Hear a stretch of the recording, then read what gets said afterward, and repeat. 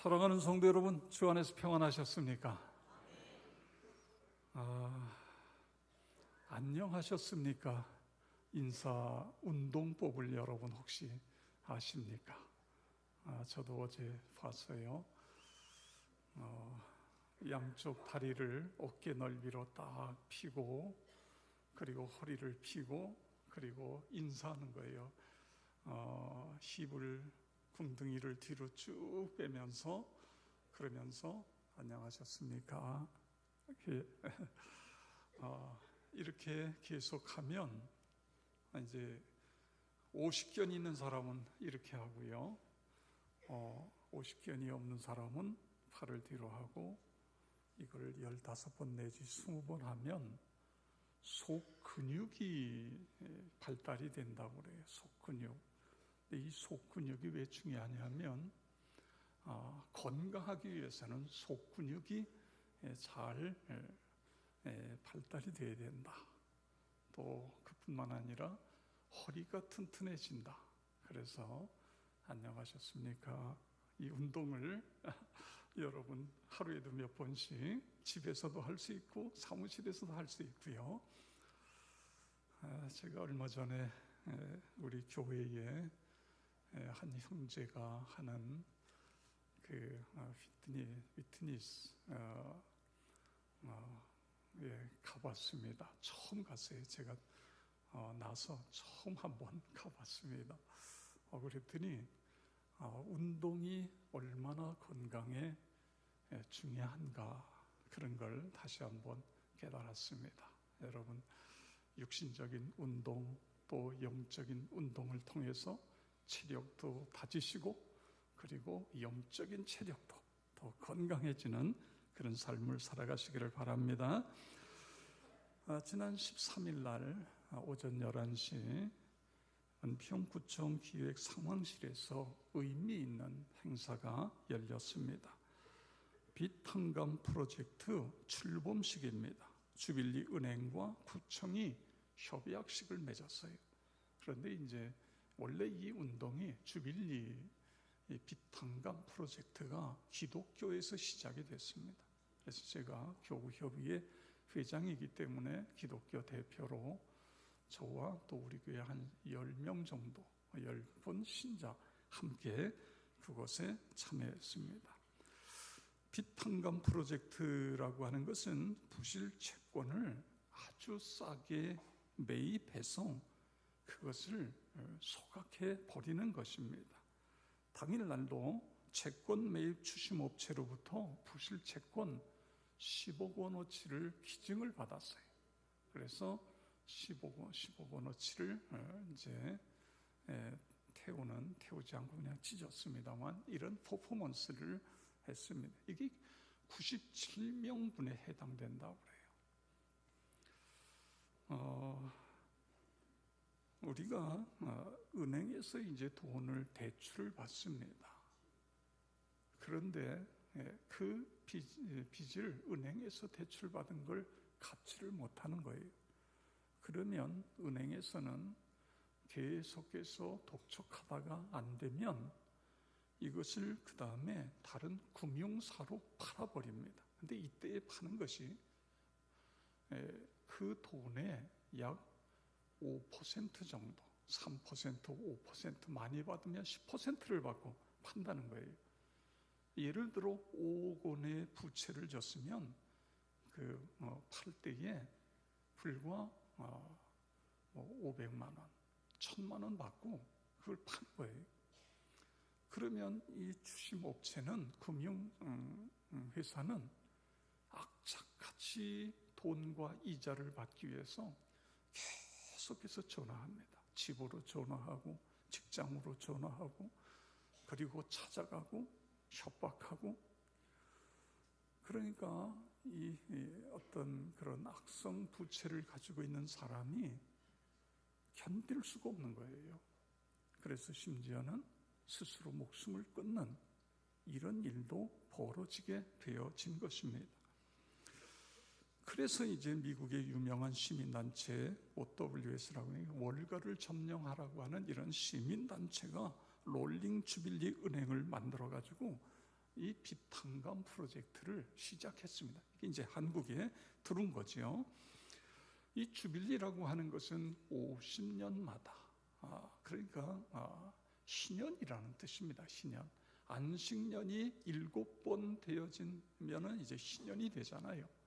근데 이 신년에는 성경 레위기 25장에 보면 노예를 해방시켜주고 빚을 탕감해주는, 이게 구약에 하나님이 그렇게 하시는. 그래서 이 주빌리라고 하는 이 단어를 가지고 와서 은행을 개설을 했습니다. 근데 이 은행은 돈을 버는 은행이 아니라 사람을 살리는 사회운동인 것입니다. 그런 것들을 싸게 사가지고, 그러니까 우리가 1,000만 원이면 뭐 몇 억 원어치의 부채를 청산해 줄 수 있는 거예요. 그래서 이제 빚탕감 프로젝트라고 하는 이런 일을 하고 있습니다. 저는 이제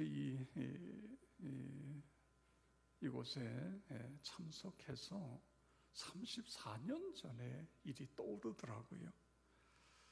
제가 이제 교회를 개척하고 어렵게 땅을 구입하고 거기다가 교회를 짓기 시작했습니다. 어느 정도 건물이 올라가고, 그래서 이 샤슈 창문을 샤슈로 제작을 해서 갖다가 부착을 하는데, 그런데 신자들은 다 월세 전세예요.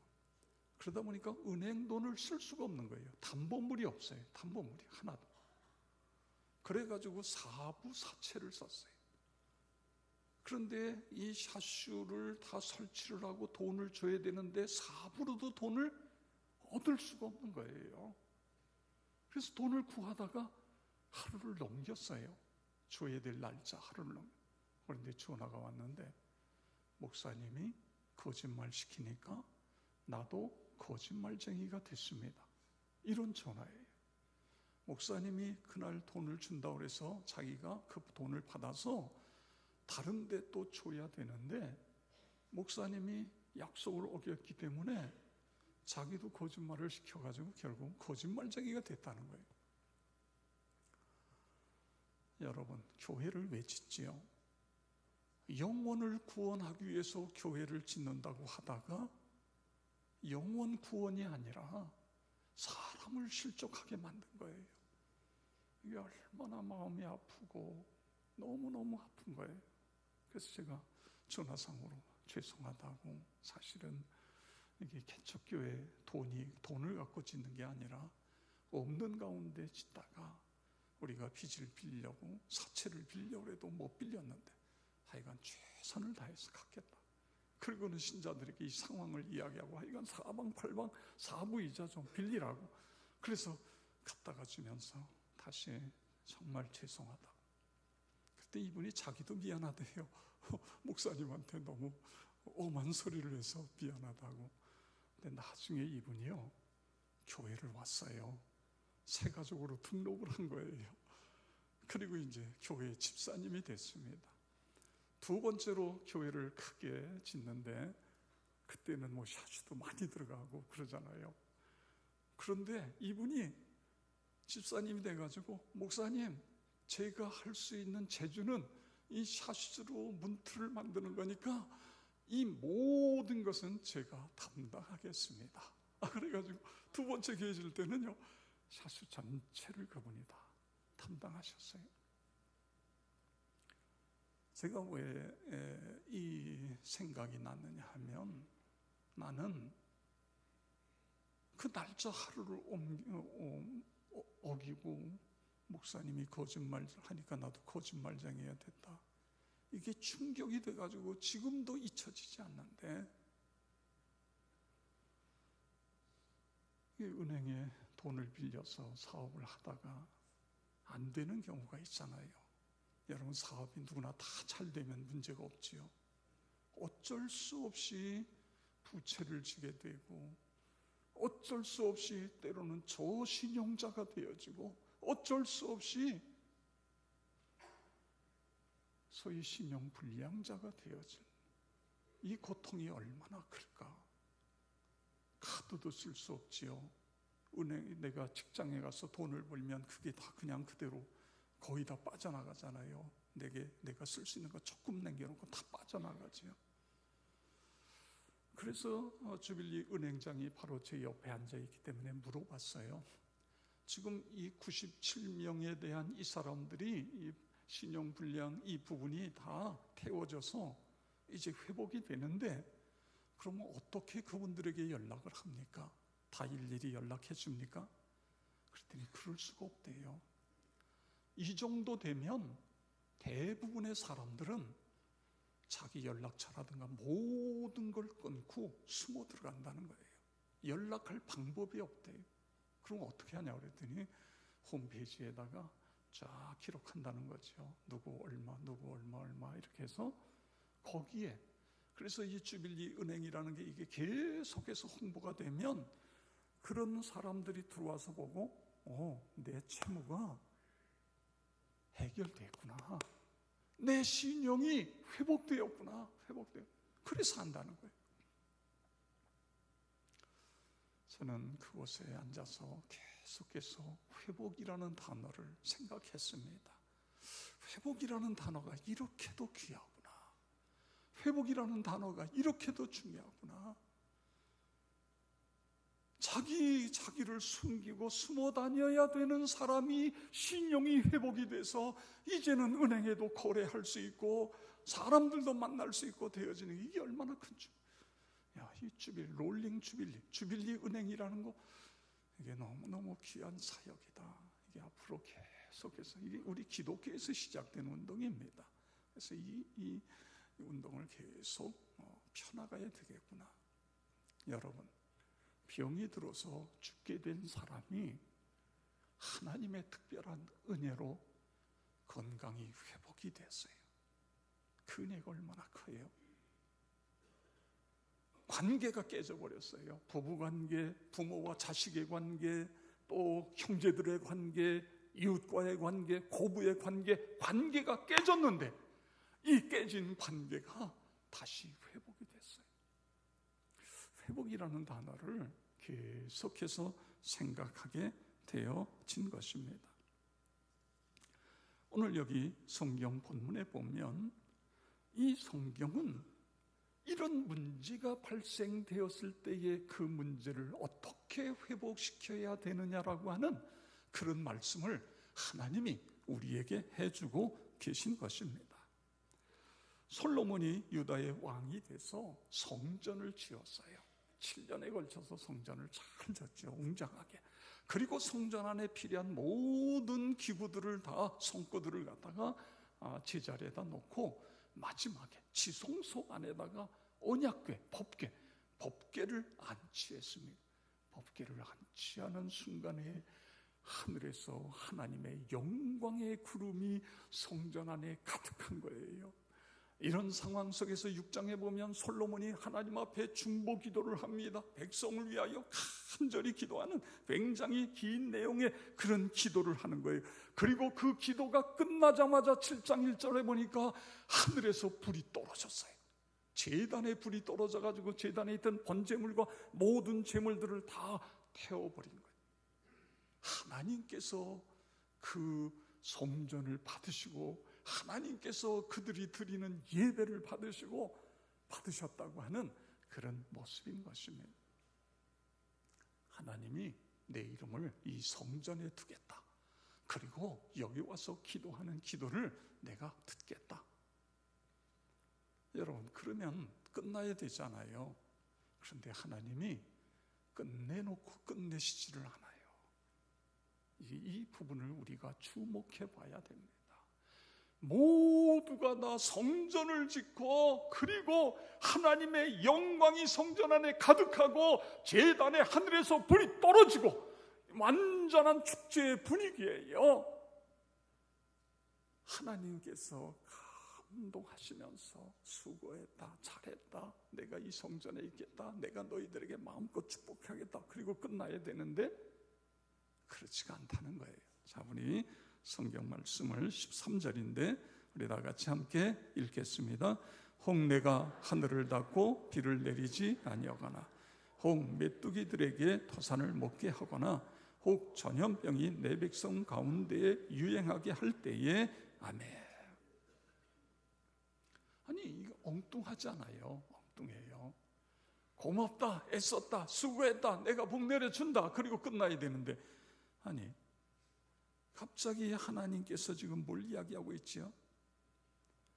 너희의 믿음이 항상 비행기가 하늘을 향하여 수직 상승하는 것처럼 그렇게 안 된다는 거예요.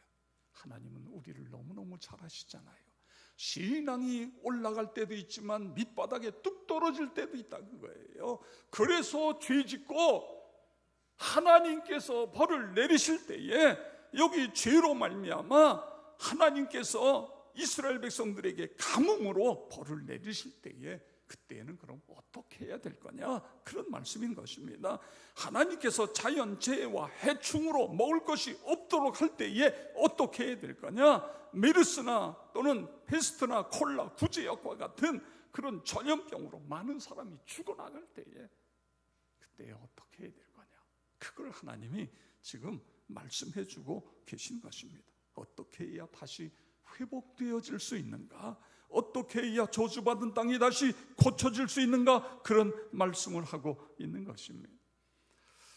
저는 이 말씀을 묵상하면서 그렇게 깊은 감동이 오는 거예요. 우리 하나님은 우리가 형통할 때, 잘 될 때뿐만 아니라 안 될 때, 넘어졌을 때에, 문제 속에 휘말릴 때에, 그런 때에도 어떻게 해야 할 것을 미리 말씀해 주시는 분, 그분이 우리의 아버지 되시는 하나님. 할렐루야. 그렇습니다. 너무너무 감사하잖아요. 이 은혜가 너무나 크잖아요. 사랑할 수밖에 없잖아요. 하나님 사랑합니다. 하나님 경배합니다. 하나님 너무너무 좋습니다. 그래서 우리는 이런 찬양을 부르는 거예요. 사랑해요 목소리 높여, 경배해요 내 영혼 기뻐, 오 나의 왕 나의 목소리 주님 귀에 곱게 곱게 들리길. 우리 함께 찬양하는데 찬송가 618장인데 가사가 좀 다릅니다. 우리 다 같이 찬양하겠습니다.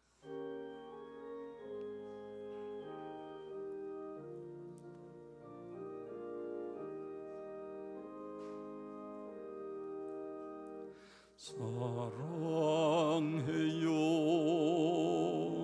목소리 높여 경배해요 내 영혼 기뻐, 오 나의 왕 나의 목소리 주님 귀에 곱게 곱게 들리기. 사랑해요 목소리 높여 사랑해요 목소리 높여 경배해요 내 영혼 기뻐, 오 나의 왕 나의 목소리 주님 귀에 곱게 곱게 들리기.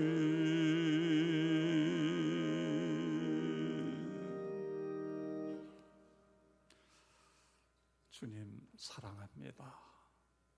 너무너무 사랑합니다. 우리가 그 주님을 찬양할 수 있다는 것이 얼마나 큰 은혜이고 축복입니까? 이런 찬양을 좀 자주 불렀으면 좋겠어요. 우리의 삶 속에서 주님 사랑해요, 주님 감사해요. 요즘 자주 매스컴에 등장하는 단어가 헬조선이라는 단어입니다. 헬이라는 것은 영어로 지옥이라는 뜻이에요. 한국이 지옥이라는 것이지요. 주로 젊은이들이 많이 사용하고 있습니다. 얼마나 힘들면 우리나라가 지옥 같다는 표현을 쓰고 있을까요? 그만큼 미래가 불투명하고 그리고 좋은 직장을 얻는 것이 힘들기 때문에 이런 말이 생긴 것 아닙니까? 여러분은 어떻습니까? 되는 일이 없고 일이 잘 안 풀려서 무엇인가 가슴이 답답하지는 않습니까? 앞길이 막막해서 자주 분노하게 되지는 않습니까? 그런데 여러분, 우리나라뿐만 아니라 세계가 총체적인 위기에 빠져 있어요. 늘 하는 이야기입니다만 우리 젊은이들이 해야 할 일들을 로봇, 기계에다가 다 빼앗기고 정작 젊은이들은 할 일이 없어가지고, 여러분, 할 일이 없다는 게 이게 얼마나 스트레스예요. 너무너무 스트레스잖아요. 저는 옛날에 그런 경우를 봤어요. 대학에 나와서 막 취업하기 위해서 이력서 가지고 뛰어다니다가 안 되니까요, 정신이 돌아버리더라고요. 얼마나 이게 스트레스가 되면 막 헛소리하고 말이에요. 뛰어나가면서요. 그런 경우를 봤어요. 물론 안정이 되고 병원에 가서 약을 먹고 완전히 치유가 되고 그 다음에 직장에 취업도 되고 했습니다만, 공병호 박사가 쓴 10년 후의 한국이라는 책, 이 책이 좀 오래된 책입니다만 여기에 보면 한국 경제는 낙관보다는 낙담할 수밖에 없다는 거예요.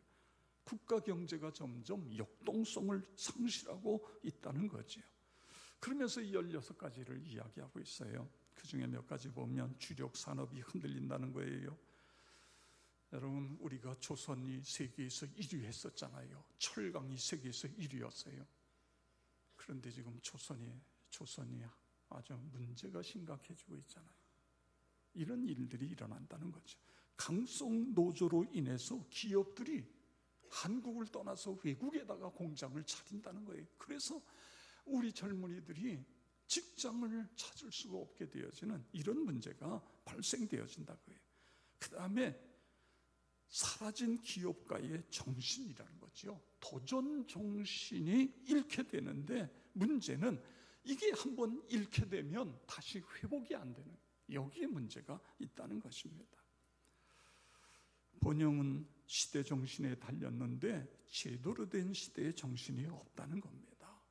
우리나라가 일본에 36년 동안 국권을 잃어버리고 다 수탈당하고, 그리고 6.25 전쟁을 통해서 완전히 황폐화되었었는데, 그런데도 우리가 이렇게 번영을 누릴 수 있었던 것은 노력하면 될 수 있다, 한번 잘 살아보자 라고 하는 시대 정신이 있었다는 것입니다.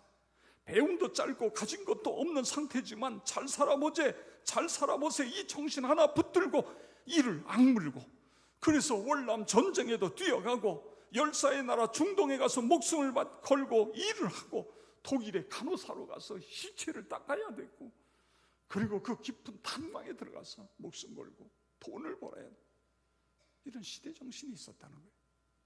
그런데 지금은 어떠냐 그거죠. 이게 다 사라졌다는 거예요. 사라진다. 그런데 이제 그러면서 이 공병호 씨가 결론을, 그렇지만 절망하고 포기하기에는 너무 이르다는 것입니다. 자기는 실용주의자이고 낙관주의자이기 때문에 그래도 가능성이 있다, 이런 글을 썼는데, 지금 이분은 아주 신실한 크리스찬이 됐습니다. 이 책을 쓸 때는 제가 잘 모르겠어요. 아마 다시 쓴다고 한다면 이렇게 혹시 쓸 수 있지 않겠나. 낙심하지 않는 이유는, 포기할 수 없는 이유는 하나님이 계시기 때문에 그렇다. 할렐루야. 여러분, 그렇잖아요. 하나님이 우리의 아버지가 되시잖아요. 우리가 그 하나님을 믿는 것입니다.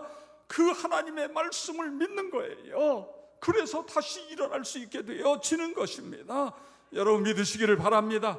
되는 일이 없고 일이 잘 풀리지 않아도, 가슴이 답답해도, 총체적인 위기에 빠졌어도 하나님께서 우리에게 길을 열어주시고 계신 거예요. 그 말씀이 오늘 여기 14절에 있어요. 우리 14절 다 같이 함께 읽겠습니다. 내 이름으로 일컫는 내 백성이 그들의 악한 길에서 떠나 스스로 낮추고 기도하여 내 얼굴을 찾으면 내가 하늘에서 듣고 그들의 죄를 사하고 그들의 땅을 고칠지라. 아멘.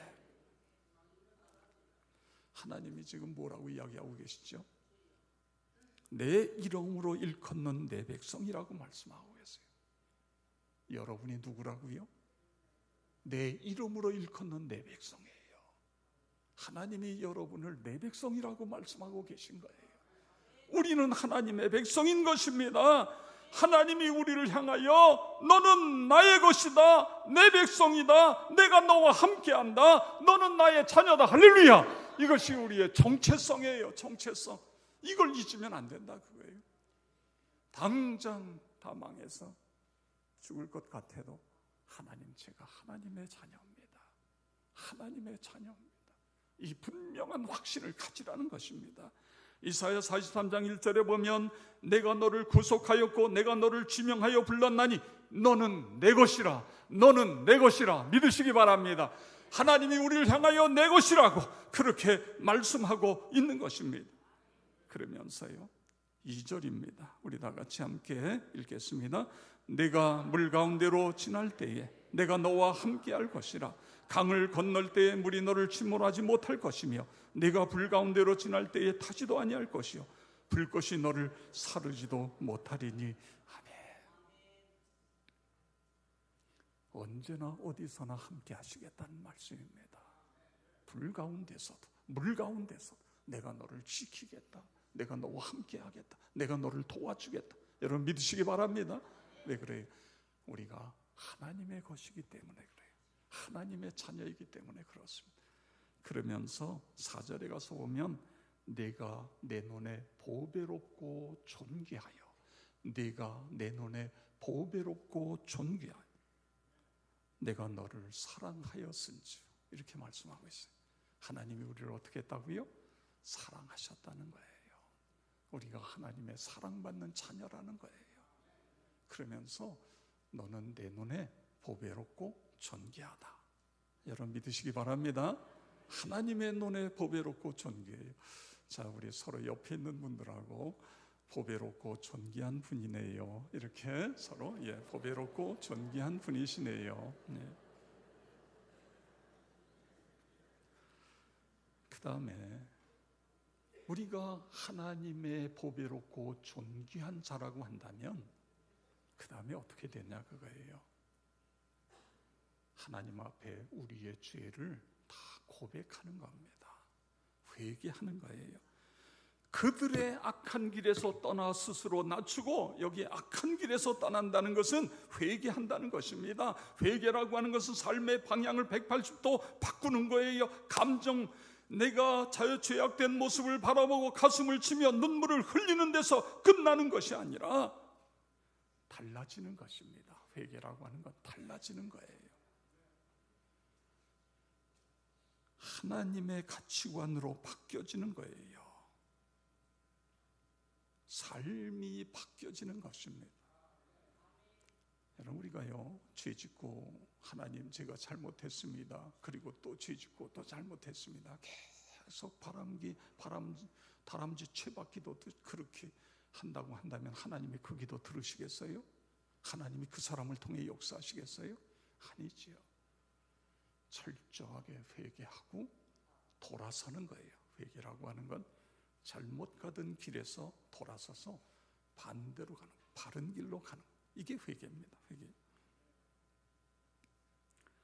내가 너무 물질에 욕심을 냈던 걸 회개하고, 남을 용서하지 못했던 것 회개하고, 말로 상처를 줬던 것 회개하고, 마치 매일 일어나서 세수를 하는 것처럼 십자가의 보혈로 우리의 죄를 씻어내는 거예요.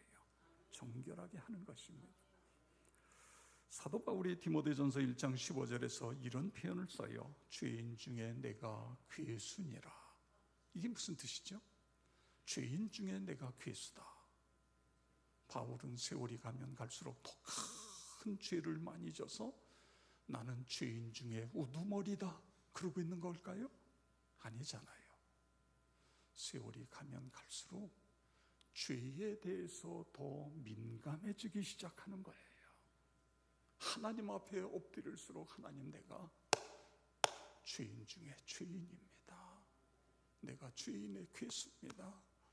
뼈저리게 이 죄 문제를 가지고 씨름하고 있는 바울의 모습을 오늘 볼 수 있는 것입니다. 왜 하나님께서 바울을 들어 쓰셨을까요? 자신을 철저하게 하나님 앞에 내어놓고 십자가의 보혈로 정결케 씻어서 그릇을 준비하니까, 그러니까 하나님이 쓰시는 거예요. 회복되어지는 거예요. 다시 회복되어지는 거예요. 그리고 세 번째로 이 회복의 지름길은 14절 후반부에 보면, 기도하여 내 얼굴을 찾으면 내가 하늘에서 듣고 그들의 죄를 사하고 그들의 땅을 고칠지라, 이렇게 말씀하고, 기도예요, 기도. 그런데 여기서 순서가 중요한 것입니다. 내가 하나님의 자녀라고 하는 분명한 정체성을 갖고, 그리고 회개하는 거예요. 회개한 다음에 기도예요. 회개한 다음에 기도예요. 여러분, 회개하지 않고 기도하는 것은 하나님 앞에 갈 수가 없어요. 이사야 59장에 뭐라 했어요? 너희 죄가 너희와 하나님 사이를 내었다고 그거예요. 죄 문제가 해결 안 되면 하나님이 아무리 복을 부어주어도 우리에게 올 수가 없다는 거예요. 회개해야 된다. 순서인 것입니다.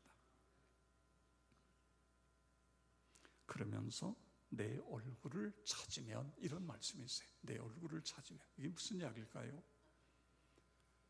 하나님의 얼굴을 대면하는 것입니다. 이걸 우리는 임재라는 단어로 표현할 수 있어요. 우리가 기도하면서 하나님의 임재가 나에게 머무르기를 원합니다. 하나님의 임재가 우리의 가정에, 하나님의 임재가 우리의 교회에 임하기를 원합니다. 하나님의 얼굴을 구한다고요. 얼굴을 찾는다. 하나님의 임재를 위해서 기도하라는 거예요. 그러면 우리가 어떻게 된다고요? 회복이 일어나는 거예요. 회복이. 하나님 앞에 더 크게 쓰임받는 것입니다. 한국교회가 안고 있는 딜레마가 무엇입니까? 여러분과 내가 안고 있는 딜레마가 무엇이지요? 우리 하나님은, 우리 아버지 되시는 하나님은 전지전능하신데, 그런데 우리는 무능력한 거예요. 하나님은 충만하신데 우리의 심령은 텅 비어 있는 것입니다. 왜 그래요? 그 이유가 무엇입니까? 하나님의 얼굴을 구하지 않기 때문에 그런 거예요. 하나님의 얼굴을 구해야 돼요. 성령이여 오시옵소서.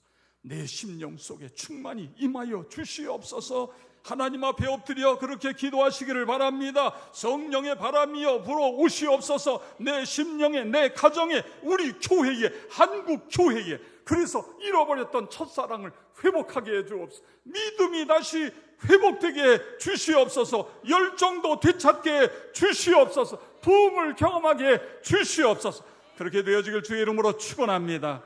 이 시간 우리 다 같이 함께 통성으로 기도할 때, 하나님, 그렇습니다. 하나님의 은혜가 필요합니다. 나에게 경제적인 문제가 있습니다. 관계적인 문제가 있습니다. 건강의 문제가 있습니다. 이 시간에 주님의 얼굴을 구합니다. 임재하여 주셔서 회복시켜 주시옵소서. 우리 다 같이 주여 한번 부르고 통성으로 기도하겠습니다. 주여.